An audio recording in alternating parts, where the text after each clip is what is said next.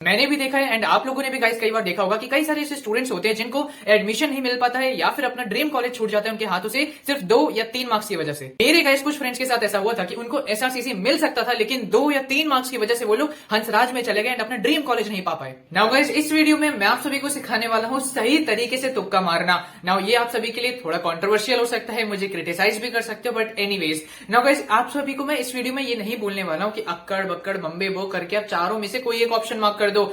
बहुत detailed analysis जैसे मैंने इंग्लिश जीटी एंड डोमेन्स के लिए मैं करने वाला हूं, उन्हीं तरीके के डिटेल्ड एनालिसिस के बेसिस पे आप सभी को मैं कुछ ट्रिक्स बताने वाला हूं जो आप में से कई स्टूडेंट्स को मे भी पता हो, कई स्टूडेंट्स को ना पता हो। एक बार टाइम स्टैम्प देख लो, बहुत वैल्यूएबल वीडियो आप सभी के लिए साबित होने वाली है। 3 स्टेजेस के अंदर गाइस आप सभी को अपना एग्जामिनेशन सॉल्व करना है। पिछली वीडियो में मैंने आप सभी को बहुत डिटेल में बताया था कभी भी अपना एग्जामिनेशन को सीक्वेंस में हमें कभी सॉल्व नहीं करना चाहिए कि पहले ही सॉल्व करूंगा, दूसरा सॉल्व करूंगा, फिर तीसरे पे मूव करूंगा। ये सबसे बड़ी भूल होती है। 3 स्टेजेस कौन से हैं? पहला स्टेज होता है कि आप लोगों ने 1 to लेके 15 क्वेश्चन तक जल्दी जल्दी सॉल्व करते गए। पहला आता है नहीं आता, सेकंड पे देखा, सेकंड आता है जल्दी मूव किया, थर्ड नहीं आता, थर्ड स्किप किया, फोर्थ पे गए, फोर्थ मूव किया। इस तरीके से आप लोगों ने देखा कि यार मैंने पहले 10 मिनट के अंदर मेजॉरिटी क्वेश्चन जो इजी क्वेश्चन है उनको सॉल्व कर लिया। स्टेज 2 आती है गाइस वो सारे क्वेश्चन जो मॉडरेट लेवल के होते हैं कि हाँ यार कुछ छोटे फॉर्मुलाज, कुछ छोटे कॉन्सेप्ट्स को रिकॉल करके मैं उन क्वेश्चंस को सॉल्व कर लूंगा। तो एट द एंड आप सभी को देखने को मिलेगा कि 50 क्वेश्चन में से मैंने 30 क्वेश्चन अभी से सॉल्व कर लिए हैं जो आप सभी को एक मेंटल काम प्रोवाइड करने वाला है। नाउ स्टेज 3 होगी गाइस सबसे भयानक एंड सबसे game changer stack of question जो होते हैं थोड़े डिफिकल्ट लेवल ऑफ क्वेश्चन, जिनके लिए गाइस ये पूरी वीडियो डेडिकेटेड है। सो गाइस आज आप सभी को मैं बहुत डिटेल में बताने वाला हूं स्टेज 3 लेवल ऑफ क्वेश्चंस को कैसे आंसर करने वाले हैं। Brain signal part and trick 8 को तो गाइस बिल्कुल स्किप मत करना। ट्रिक 1, सो गाइस जैसे कि मैंने आप लोगों को पहले बता रखा है कि मेरे पास बहुत बड़ी बड़ी पब्लिकेशंस के मॉक्स आए थे रिव्यू करने के लिए, उसी के साथ साथ मेरे पास पीवाईक्यूज भी बहुत सारे थे जिससे मैंने अपना एक डिटेल एनालिसिस डेवलप किया था। नाउ गाइस मैं आप लोगों को उस एनालिसिस के बेसिस पे बताना चाहूंगा कि जिन भी एमसीक्यूज में डी ऑप्शन में लिखा होता है all of the above, so 95% cases में सीयूईटी में खासकर 95% केसेस में देखने को मिला है कि ऑल ऑफ द अबव एक सही आंसर रहा है। उसी के साथ साथ कई लोग बोलते हैं कि अगर आपका नन ऑफ द अबव एक आंसर होता है तो ऑप्शन होता है तो उस पर टिक कर दो। नहीं गाइस मैंने पूरे अच्छे तरीके से चेक किया, एनालाइज किया, उसमें देखने को मिला कि नन ऑफ द अबव आपका सिर्फ और सिर्फ 5% क्वेश्चंस में एक सही आंसर रहा है। 95% क्वेश्चंस में नन ऑफ द अबव एक सही आंसर नहीं रहा है। So all of the above and none of the above में कंपैरिजन अगर करें तो यही है कि all of the above 95% questions में एक सही आंसर रहा है और none of the above 95% questions में एक गलत ऑप्शन रहा है। सेकेंड ट्रिक हो जाती है guys elimination method. So guys basically जब आपको स्टेज 3 के डिफिकल्ट क्वेश्चंस को अटेम्प्ट करना ही पड़े, इन दैट सिचुएशन गाइस हमें ऑप्शंस के साथ खेलना होगा। नाउ ए ऑप्शन मैंने देखा यार, ए ऑप्शन को अगर मैं क्वेश्चन के साथ कंपेयर करूं तो ए बहुत ही गलत आंसर लग रहा है तो ए को हमने हटा दिया। सिमिलरली बी पढ़ा, बी को हमें पढ़ने के बाद क्वेश्चन देखा तो हमें बिल्कुल अलग ऑप्शन दिख रहा है, डी को भी हमने हटा दिया। नाउ रिमेनिंग सी या डी में तो बहुत हाई कंफ्यूजन हो रही है।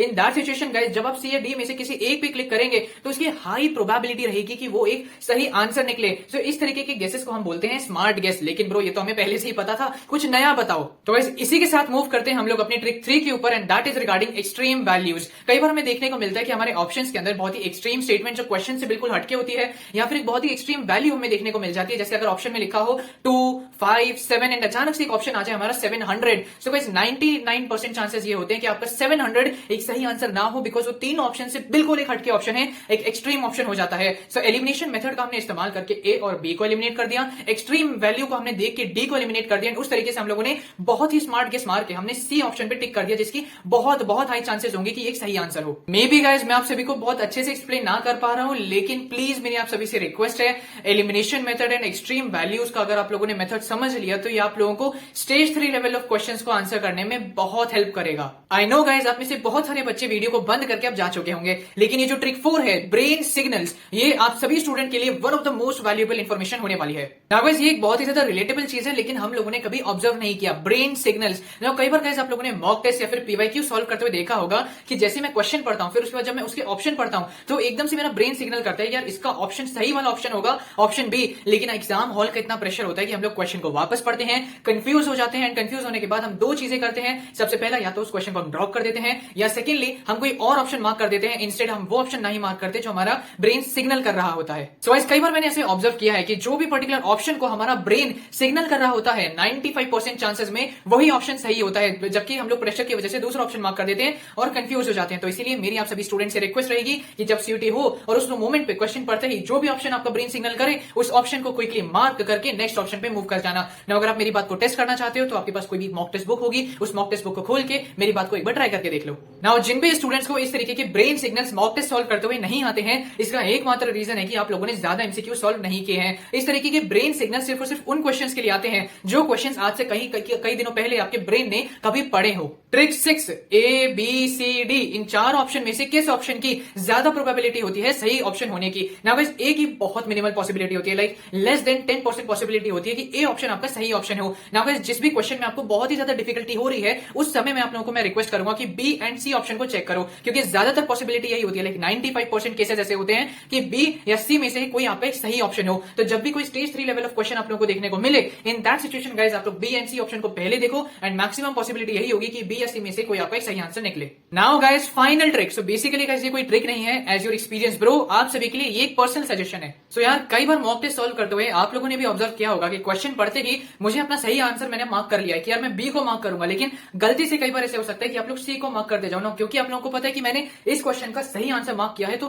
क्वेश्चन पेपर रिवाइज करते समय भी आपको वो अपनी गलती पकड़ में नहीं आती है। सो गाइस, ये पर्टिकुलर इशू का भुक्तभोगी मैं भी हूं। असली सीयूईटी एग्जाम में मैंने 2 ऑप्शन इसी तरीके से गलत कर दिए थे। जब आंसर की उनकी तरफ से रिलीज हुई तो मुझे सबसे बड़ा रिग्रेट इसी चीज का हुआ कि यार आते हुए क्वेश्चन को भी इस सिली मिस्टेक की वजह से मेरा गलत हो गया और मेरी परसेंटाइल 99 से 97 खिसक गई। तो मेरी इसी वजह से आप सभी से रिक्वेस्ट रहेगी कि छोटी छोटी सिली मिस्टेक को बचना, वरना ये बहुत आपके लिए रिग्रेटफुल रहेंगी। एक बार जब आप ऑप्शन मार्क करने जाओ तो एक बार अच्छे से चेक कर लो कि यार बी ऑप्शन ही मार्क कर रहे हैं तो मैं बी को ध्यानपूर्वक मार्क करूंगा। एक चीज तो गाइस याद रख लीजिए, ये सारी ट्रिक्स ये वो छोटी छोटी शक्तियों की तरह काम करेंगी उन पर्टिकुलर क्वेश्चंस को आंसर करने के लिए जो आपको पहली बार मैंडेटरीली अटेंड करने पड़ेंगे, और उसी के साथ साथ वो 3 से 4 क्वेश्चंस आपको बहुत डिफिकल्ट लगेंगे। उन सारे क्वेश्चंस के लिए ये छोटी छोटी तरीके की शक्तियां आप लोगों को हेल्प कर सकती हैं। पूरा पेपर गाइस इन ट्रिक्स का इस्तेमाल करके मत सॉल्व करना, अदरवाइज सही नहीं रहेगा। सिर्फ वो 3 से 4 क्वेश्चंस के लिए ये सारी शक्तियां आप लोगों के लिए हैं। आई होप ये सारी ट्रिक्स आप सभी को हेल्प करने वाली हैं। बाकी क्रिटिसिज्म हैंडल करना तो यूट्यूब ने सिखा दिया है। Please don't forget to hit the like button. अगर आपको ये वीडियो पसंद आए, सब्सक्राइब करना ना भूलें। बहुत डिटेल एनालिसिस में डोमेन्स के लिए भी आप लोगों के लिए लाने वाला हूं जो हर एक स्टूडेंट को बहुत हेल्प करने वाली है। Thank you and all the very best.